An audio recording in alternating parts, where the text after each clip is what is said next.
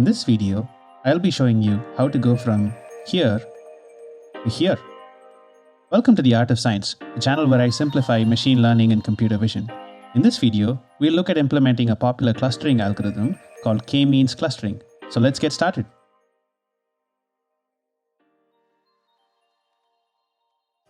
Let's start with importing some things we need. First, we need NumPy.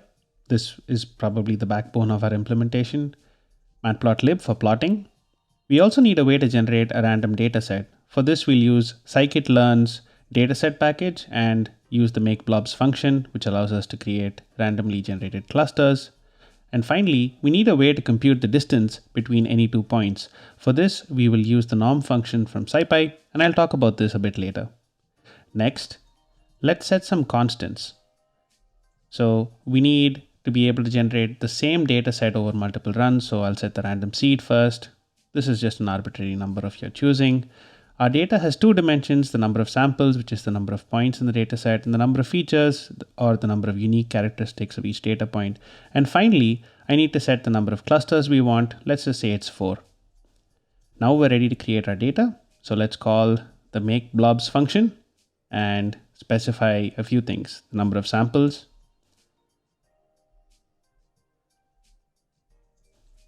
number of features,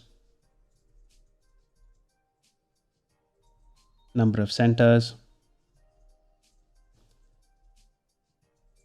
and finally the random state, which sets the seed for the random number generator inside. Now let's look at the shape of our data. It's 1000 by 2, which is what we expect. So 1000 data points, each with 2 features. You might be wondering what the y variable is. That's just the label for each data point. And as you can see, we have 4 clusters. So y changes from 0 all the way through 3, which is what we want. Let's have a look at the first 5 entries of both x and y. So we can see each element of x has 2 values, and each element of y has 1 value between the range of 0 and 4. Now let's visualize our data set just to see how it looks like. So for this, I'm going to write a function, plot clusters, takes in my data, the labels, and the number of cluster centers. And since we want our data to be colored, let's just assign some colors in a list. There are probably better ways to do this, but just for convenience, let's just go with this approach. So we loop through the clusters and create a scatter plot. But to do that, first we need to know which cluster we're looking at. For that, we'll just use this syntax, which is saying cLabel is equal to labels equals C, which is basically telling me to get all the points whose label equals C. Then once I have that, I can simply index into X and just get all the points that I need that belong to that particular cluster. Now X has 2 dimensions, as we talked about earlier. So we're just accessing them individually and then setting some color variables. Let's use a marker and a reasonable size. And we're done. So let's look at our data.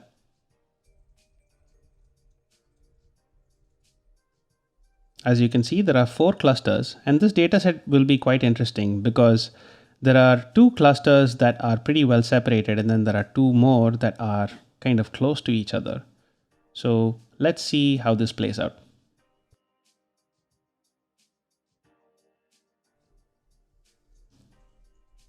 Next, let's quickly summarize K-means. So there are 4 steps to K-means. The first step is initializing the centroids.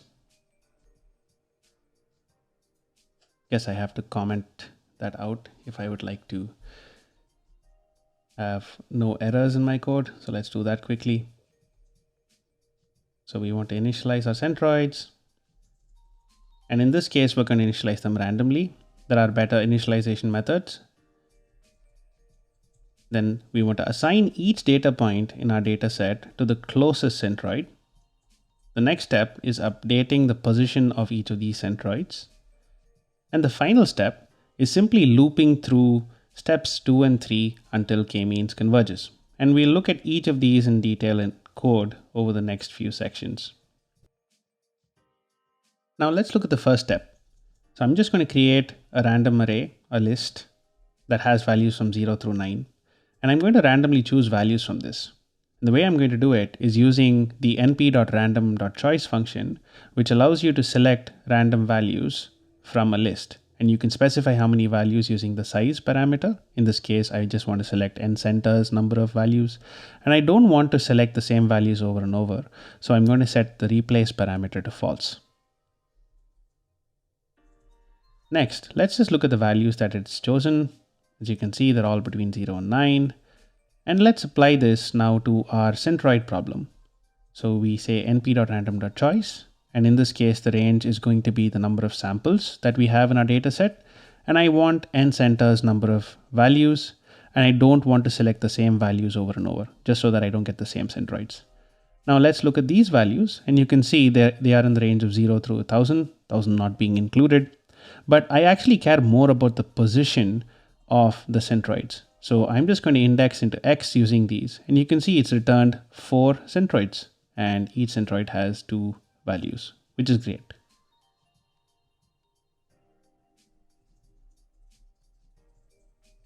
Next, let's actually visualize our data with the centroids, just so that we can get an idea of where these centroids have been initialized. So for this, I'm just going to create a function called plot clusters with centers.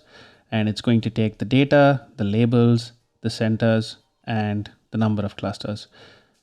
Once again, we can just reuse a large part of the code we've already written previously. So I'm just going to paste that over here, but make a small change. I'm just going to apply a scatter plot, and this time just plot the centers overlaid on top of the data, just so that we can visualize where the centers are. We'll give them a different color, maybe light blue, give them a different marker and make them visible. One additional thing I'll do is actually reduce the transparency of the data points so that we can see the centroids clearly. Now let's run this function and see where our centroids are.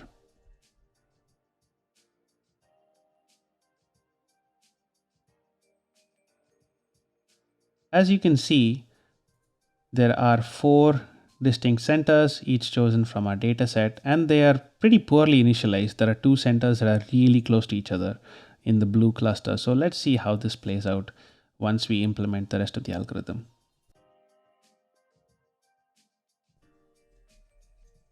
The second step is for us to compute the distance of each point from each of the centroids and then assign each point to the closest centroid.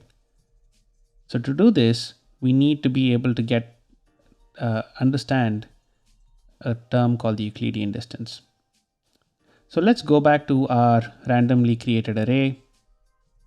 We have values from 0 through 8, and I'm going to reshape it in the shape of our data set. I don't care how many rows it has, except that I care that it has 2 columns. And as you can see, it has 4 rows and each row has 2 columns, just like our data set. Next, I'm going to create a second point from which I want to compute the distance. So this will act as our toy centroid, if you will. So the Euclidean distance is computed as follows. So let's take the first row of A and then compute the Euclidean distance. So you take A0, 0, subtract B0 from it, square that, take A0, 1, subtract B1, square that, and then add the 2 terms up and take the square root. So you can see that evaluates to 1. So that's 0 minus 1 squared plus 1 minus 1 squared. And then I am just going to take a square root of that. So that's going to be 1.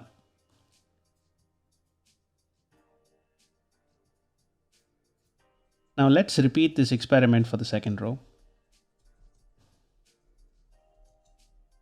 So we say A10 minus B0 squared plus A11 minus B1 squared, then take the square root of that, and it evaluates to this. Now it's going to be painful if we have to evaluate this all by hand, so that's where the norm function comes inside. It allows us to compute the distance between any 2 points, and in this case, I've set the axis to 1, and you can see that it's actually done the same thing that we did by hand earlier, but it's computed it for all the rows that we care about. Now, you might ask why axis to 1?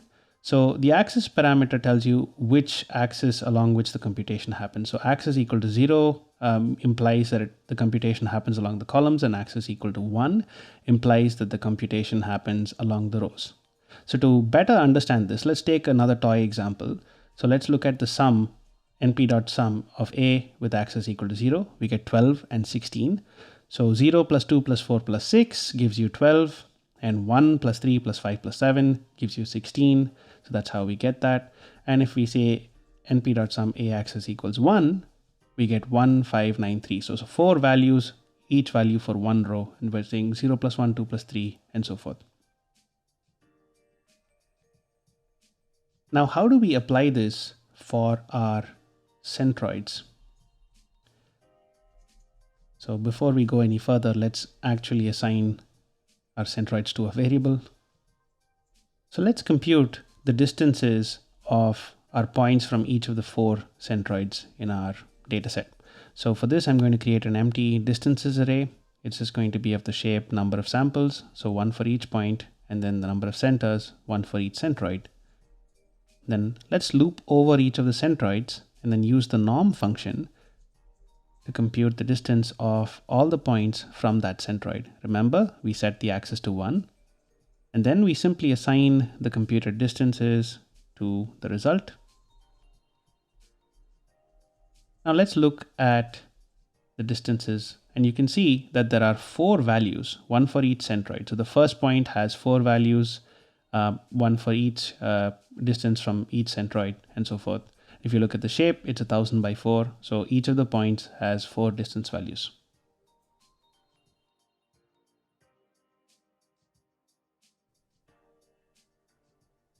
The next part of the K-means algorithm is that we need to use these distances to find the closest centroid for each point. But before we do that, we need to look at something known as the problem of scale. So K-means is a distance-based algorithm, and because of that, if you consider a data set like salary ranges, the age, the number of hours per day, and so forth, if you just take 2 such examples, you'll see that the results of the distance measure will be heavily biased by the salary and not so much by the other features. Now, this is a problem. It doesn't particularly affect K-means always, but there are other distance algorithms that are more sensitive to this. So the solution is to normalize our features before fitting the model. And the way we can do this is using scikit-learn's pre-processing package and use the standard scaler.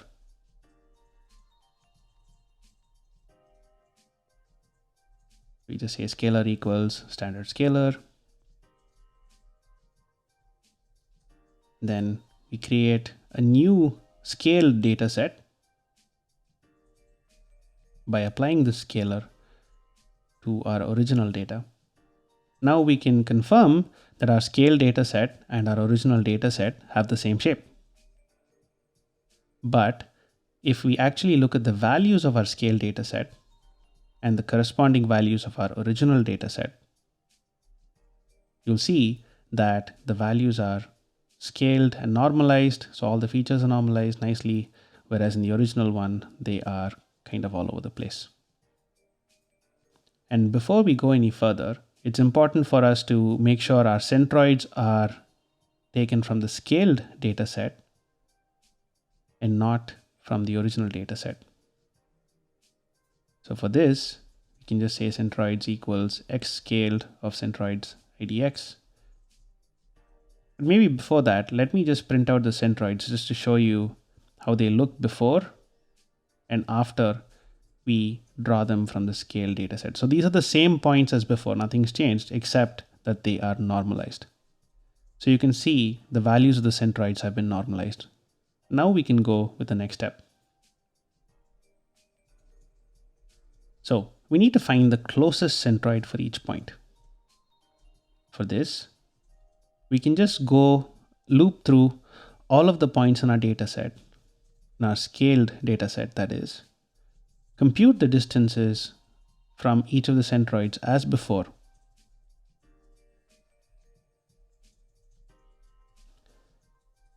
And then we can use a function called np.argmin, which chooses the minimum value and then returns the index of that minimum value along a specified axis of the input. So in this case, it's going to look through distances and choose the minimum value and then return the index of that minimum value.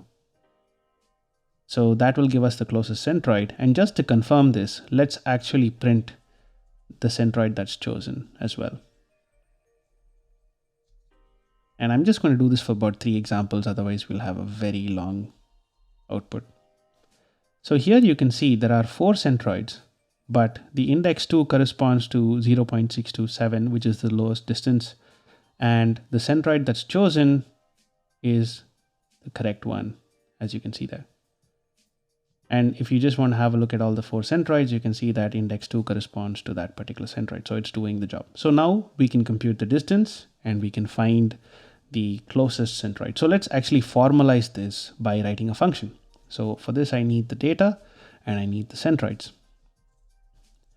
Another way for me to get the number of samples instead of using that constant initialized above is simply using x.shape of 0, and the length of the centroids array gives me the number of clusters.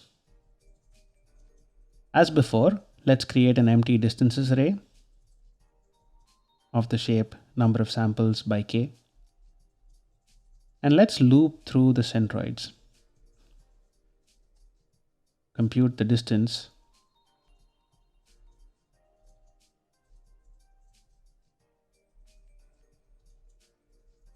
Axis has to be set to 1. Oh, there's a typo there. Let's fix that.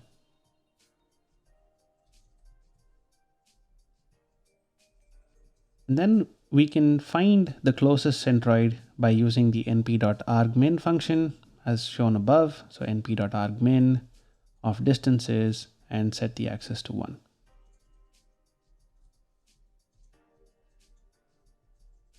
So this will return the closest along, or the minimum along each row, which is what we want.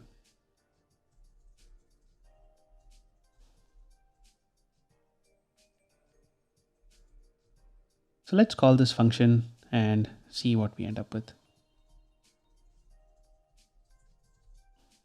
Assign clusters, pass in our scale data set and our centroids. And now let's look at the labels for data variable. So it's 1,000 single dimensional variable, which is correct. So there can only be one label for each centroid. And if we look at them, it shows you what the label is. And just to make sure that it isn't returning 2 for everything, let's just print a larger range, and you can see that it is choosing from multiple centroids. So this seems to be working.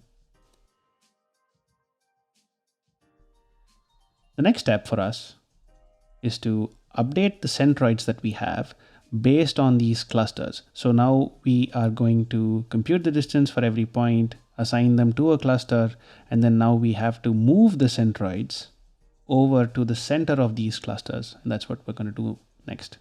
So we can loop through the number of clusters we have, and we can use the same trick we used in the plot function, which is access all the data points by saying labels for data equals C. So choose all the points that have a label C. And then my new centroid will simply be the mean value of cluster data. So essentially move it to the mean position or the center of the cluster in feature space. So let's see how this works. So it's 4 by 2. So for 4 centroids, we have 2 values each. So that's correct. And this is how the new centroids look. And this is how our old centroids look. So you can clearly see that the new centroids have shifted to the cluster centers. So step 4 is basically looping through steps 2 and 3 over and over again until KMeans converges. So this is something that we can do by sort of putting all the pieces we have so far together in a nice class. So let's do that.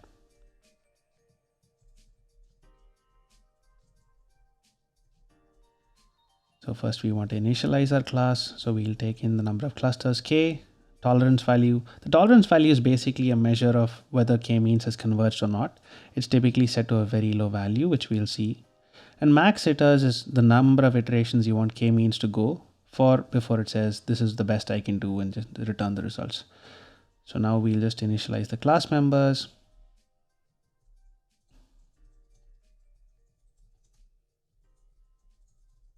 One thing we haven't looked at is how is k-means evaluated, and that's through this measure called the inertia score. And we will write a function to evaluate this. And finally, I need a Centroids list so that I can access it from other parts of the class. First step is to initialize the Centroids.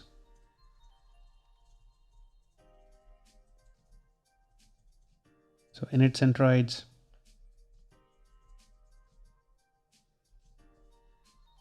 Number of samples is given from the data, the shape, first dimension of the shape.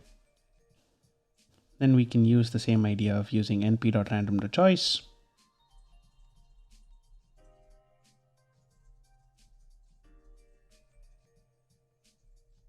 Remember setting replace to false, and then simply return the Centroids. The next step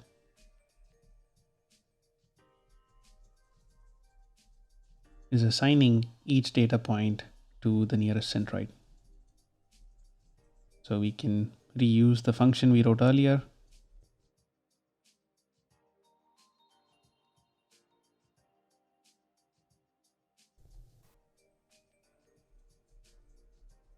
The next step is updating the Centroids.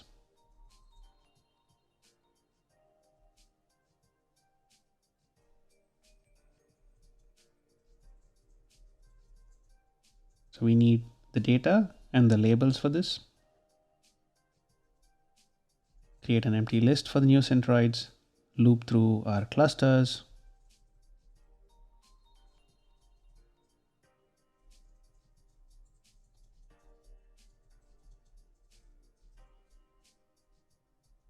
Then set the new Centroid's position as the mean value of that cluster. And return the new Centroids.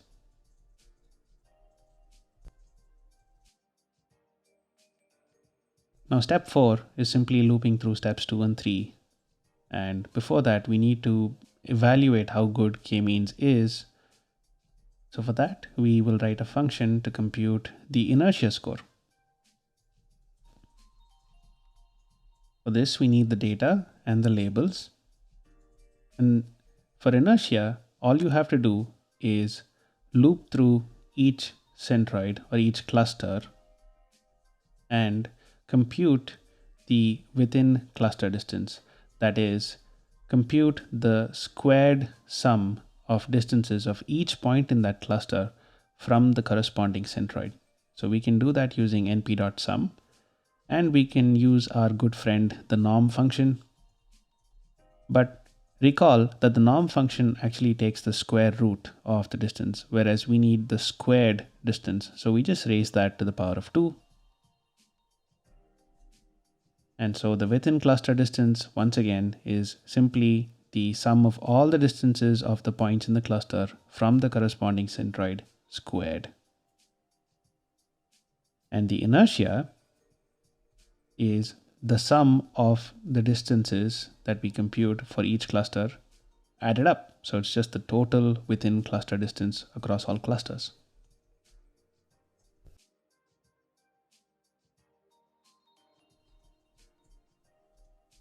Now let's put all these pieces together into a fit function, which will train our k-means model and hopefully help us cluster our data.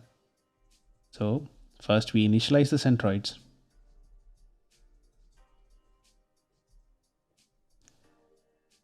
Next, we have to loop through for the maximum iterations before we say this is the best we can do.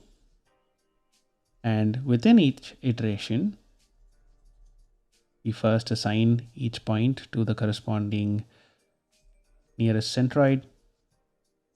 And let's save a copy of our centroids so that we can compute how much they have moved across iterations. This will allow us to stop K-means sooner if they stop moving. And now let's update the position of the centroids.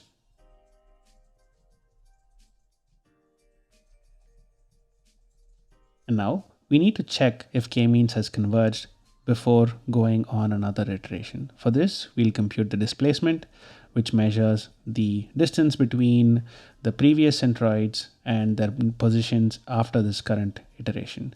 So we loop through our clusters and we compute the distance between the previous centroids and their positions in this iteration.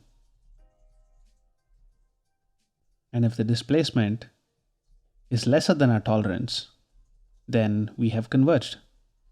So we can print a helpful message saying we have converged in i+1 iterations. And before we return, we need to compute the inertia score to give the user an idea of how good this run was. So we'll do that. And then we can return the final centroids, the labels of each data point, and the inertia score. There might be some times when K-means actually runs for the entire maximum iterations before it converges. So in that case, we need to compute the inertia score outside the loop and be sure to return it. So let's do that here. We return the final centroids, we return the labels, and we return the inertia score.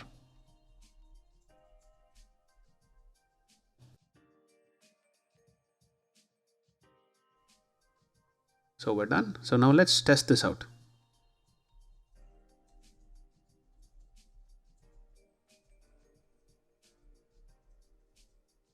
So we set K to be equal to the number of centers, the tolerance values to be something low like 10 to the minus 4, and maximum iterations to maybe 300, although K-means will converge much faster. And now let's apply this to our data set.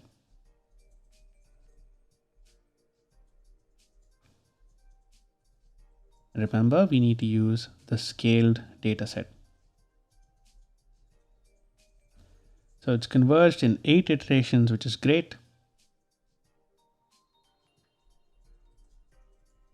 And let's print out the final centroids and the inertia. So you can see that the centroids have been computed and an inertia score of 81.864 is what we got. But let's actually visualize the data and see how it looks. So how good has our K-means implementation worked? So let's look at the scale data, the labels, final centroids, and visualize them. Great. So you can see that it has produced 4 distinct clusters, even though the initialization was pretty terrible. And the centroids are all in the center of each of these clusters. So that's wonderful. The next thing to cover is something called the elbow rule, which is if you have a data set for which you don't know what the value of K should be. For that, you can simply run K-means for a range of K values. So let's say we want at least 2 clusters and maybe we'll stop at 10. And we will create a K-means object for each of these values of K. So through to 10, we have a loop and we are creating a K-means object. And then we are going to fit our data using this K-means object.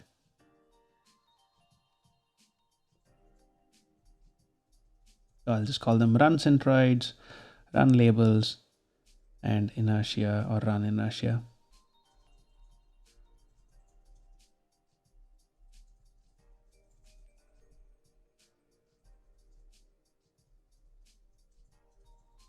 Then I'm going to append the inertia score I get from this run to my list. So the idea is we are going to look at the inertia scores across multiple runs and plot that to get an idea of what we should set K to be. So you can see that across different iterations, it finishes at different times, which is fine. Now let's actually plot the inertia versus the value of k.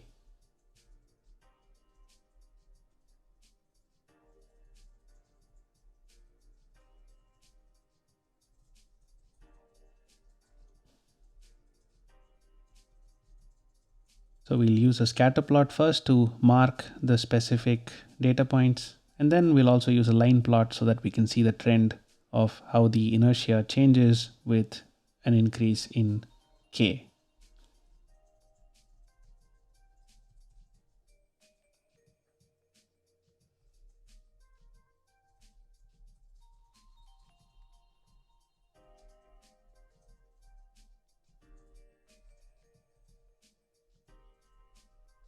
So you can see that the inertia decreases as the value of k increases, but then there comes a point where you get diminishing returns. But then you can see that this section of the curve has this elbow shape, and that's why it's named the elbow rule, and the center of that elbow is the optimum number of clusters.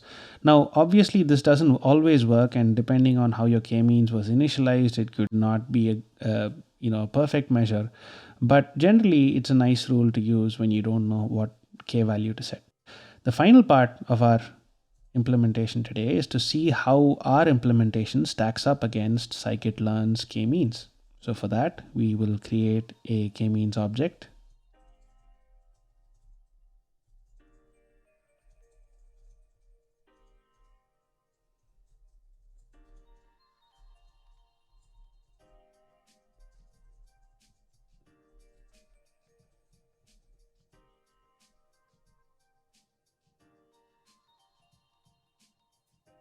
And an interesting part is that the default initialization for scikit-learn's k-means is k-means++, which is a very good initialization. And it's not a random initialization, so it's definitely better. And now let's look at how the clusters are with scikit-learn's k-means.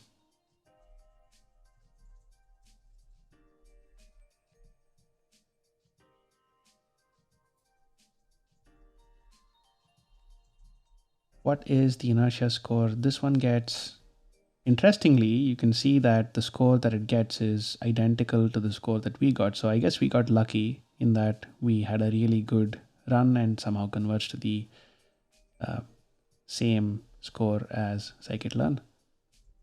And now let's finally just plot the clusters and the centroids from scikit-learn.